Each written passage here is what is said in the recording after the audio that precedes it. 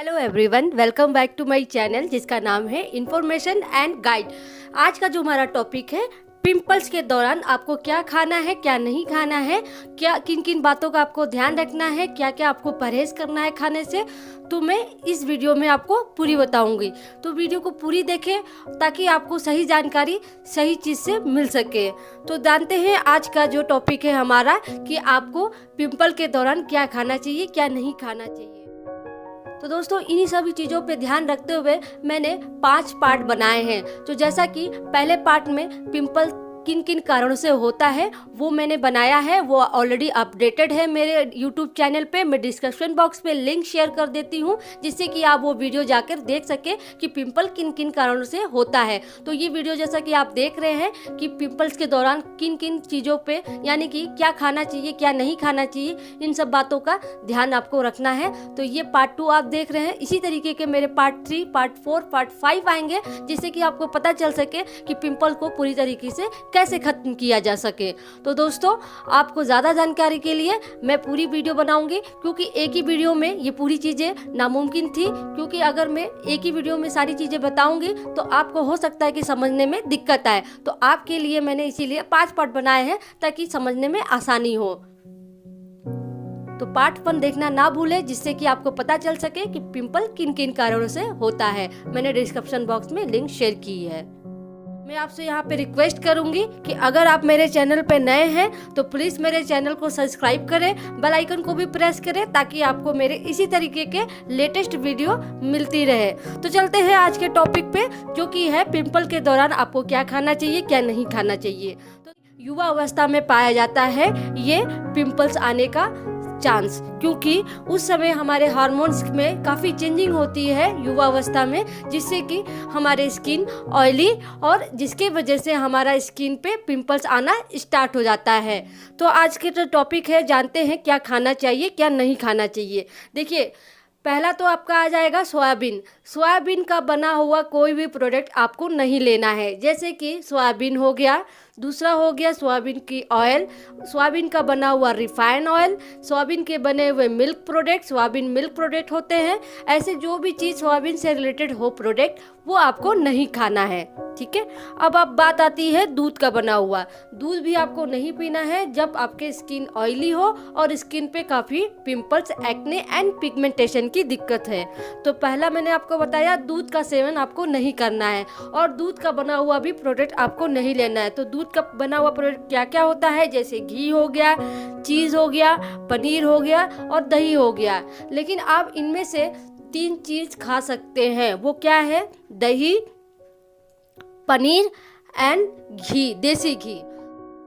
ये 3 चीज़ क्यों खाने के लिए मैं कह रही हूँ, जैसे कि दही हो गया और देसी घी हो गया एंड पनीर हो गया, क्योंकि शरीर को कभी कभी प्रोटीन की ज़रूरत पड़ती है ताकि आपका शरीर वीक ना हो, यानी कि कमज़ोर ना हो। तो आप ये सेवन ले सकते हैं, लेकिन हफ्ते में या फिर 15 दिन में आप ये सेवन ले सकते हैं। लेकिन ज़्यादातर दूध का बना हुआ चीज़ आप अवॉइड कीजिए, यानी कि मत खाइए, क्योंकि ऐसी चीज़ों में आपको hormones, ammonia acid and omega 6 की मात्रा ज़्यादा पाई जाती है, जिससे कि शरीर गर्म होता है। क्योंकि आपको पता है दूध में काफ़ी ज़्यादा गर्मी पाई जाती है। ज़्यादातर लोग दूध पीते हैं इसी वजह से कि उनका बॉडी गर्म रहे। लेकिन स्किन जिसकी ऑयली है और जिनको पिंपल्स, कील मुहासे की दिक्कत परेशानी है, वो इन चीज़ों से दूर रहें। और क्या नहीं खाना चाहिए? चीनी। चीनी से भी बना हुआ प्रोडक्ट आपको नहीं लेना चाहिए। चीनी में बहुत सारे प्रोडक्ट आ जाते हैं, जैसे केक, आइसक्रीम एंड आपका मिठाई, बहुत सारे स्वीट्स जिसमें शुगर ऐड होता है, जैसे कोल्ड ड्रिंक। बहुत सारे ऐसी प्रोडक्ट होते हैं जिसके अंदर शुगर ऐड होता है। तो चीनी का भी सेवन आपको नहीं लेना चाहिए। और इसमें आपको घबराने वाली बात नहीं है। अगर आपको चीनी कभी कभी आप ले सकते हैं, वो भी किस रूप में? गुड़ का सेवन कर सकते हैं और रेसे वाली मिश्री का सेवन ले सकते हैं। ये 2 प्रोडक्ट आप खा सकते हैं, वो भी हफ्ते में, यानी कि डेली यूज़ के लिए नहीं। अब बात करते हैं मैदे का बना हुआ प्रोडक्ट। मैदे का बना हुआ प्रोडक्ट जैसे हो गया समोसा, मोमोस, बर्गर, पिज़्ज़ा और भी चीज़ जिसमें मैदा ऐड होता है वो चीज़ आपको नहीं खाना है। जैसे वाइट ब्रेड में भी मैदा ऐड होता है, मैदे से ही वो बनता है ब्रेड। अगर आपको खाना भी है तो आपको ब्राउन ब्रेड आप ले सकते हैं, वो आपके लिए बेस्ट ऑप्शन होगा। और क्या नहीं खा सकते हैं, वाइट राइस यानी कि सफ़ेद चावल भी आप मत खाइए, इसको अवॉइड कीजिए। अगर आपको खाना है तो आप ब्राउन राइस यानी कि भूरा चावल आप खा सकते हैं। ये चीज़ आप ले सकते हैं, चावल में ब्राउन राइस ऐड कर सकते हैं, ये भी आपके लिए बेटर ऑप्शन है। और क्या नहीं खा सकते हैं, जैसे कि मैं आपको बताने जा रही हूँ, जैसे कि फ्रूट में बहुत लोग जूस का सेवन लेते हैं, ठीक है। तो जूस का सेवन लेते वक्त आपको ध्यान रखना है कि वो आप उन चीज़ों का जूस बिल्कुल भी ना पिए जिसमें फाइबर ऐड ना हो। फाइबर का मतलब जैसे कि आप कह लीजिए एप्पल यानी कि सेब में जो छिलका पाया जाता है उसमें काफ़ी मात्रा में फाइबर पाया जाता है। फाइबर से आपके बॉडी में जो कि पाचन तंत्र होता है उसे पचाने में काफ़ी हेल्प होता है। तो जिन प्रोडक्ट में फाइबर पाया जाता है वो काफ़ी हेल्प होगा पाचन तंत्र को पचाने में। तो ऐसी चीज़ों पर भी आप ध्यान रखें। जब आप एप्पल खाएं तो बिना छिलके खाएं, उसकी छिलकों को सहित खाएं और उसको अच्छे से वॉश कर लीजिए एप्पल को, तभी खाएं, कोई दिक्कत और कोई परेशानी नहीं आएगी। और क्या खा सकते हैं, सब्जियों में जितना हरा सब्जी आप खा सकते हैं वो आपके लिए बेस्ट रहेगा। ज़्यादातर कोशिश कीजिए कि ग्रीन वाली सब्जी ज़्यादा खाइए। जैसे कि आप कह सकते हैं साग में पालक का साग ऐड कर सकते हैं। पालक बहुत अच्छा होता है सेहत के लिए, चाहे वो नॉर्मल व्यक्ति खाए या फिर किसी को दिक्कत हो वो व्यक्ति खाए, क्योंकि साग में काफ़ी आयरन पाया जाता है। और साग में आप साग को उबाल के खाइए, साग को सैलेड बना के खाइए, कोई दिक्कत नहीं आएगी, बेस्ट ऑप्शन रहेगा स्किन के लिए, स्पेशली ऑयली स्किन के लिए जिनको मुहासे और पिगमेंटेशन एंड एक्ने की दिक्कत हो गई हो। और हरी सब्जियों में क्या खा सकते हैं, खीरा। आप खीरा खाइए, वो बेहतर ऑप्शन है। और आप गाजर खाइए, गाजर भी बेस्ट ऑप्शन है।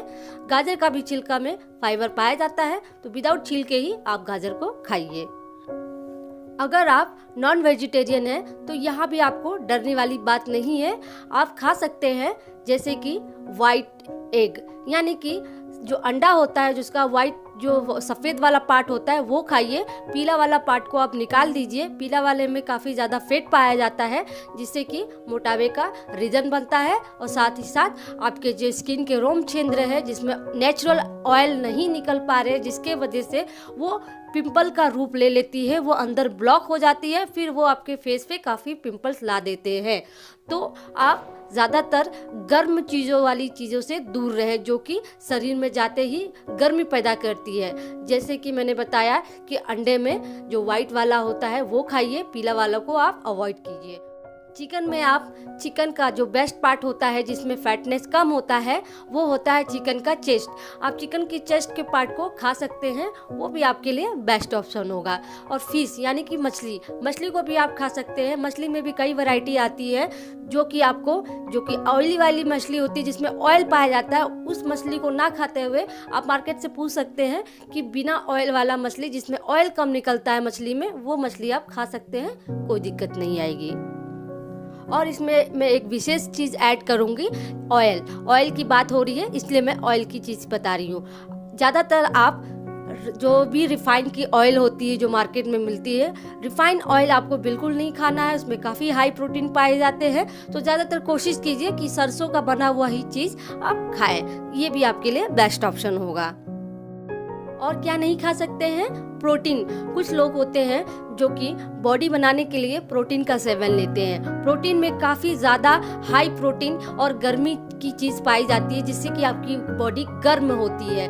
तो प्रोटीन की चीज़ें भी ज़्यादातर अवॉइड करें।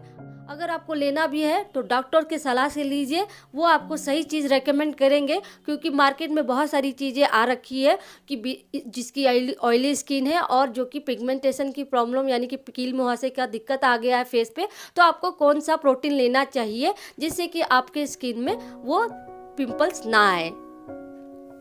और अब तक अगर आपने मेरे चैनल को सब्सक्राइब नहीं किया है तो प्लीज़ दोस्तों मेरे चैनल को सब्सक्राइब कीजिए, बेल आइकन को भी प्रेस कीजिए ताकि आपको मेरे इसी तरीके के लेटेस्ट वीडियो मिलती रहे। और आपका कोई भी क्वेश्चन यानी कि सवाल हो आप मुझसे मेरे कमेंट बॉक्स पे कमेंट करके पूछ सकते हैं। मैं पूरी कोशिश करूँगी कि मैं आपको उसका आंसर दूँ। तो मिलते हैं अपने नेक्स्ट पार्ट के साथ। तो आज के लिए इतना ही। बाय बाय दोस्तों।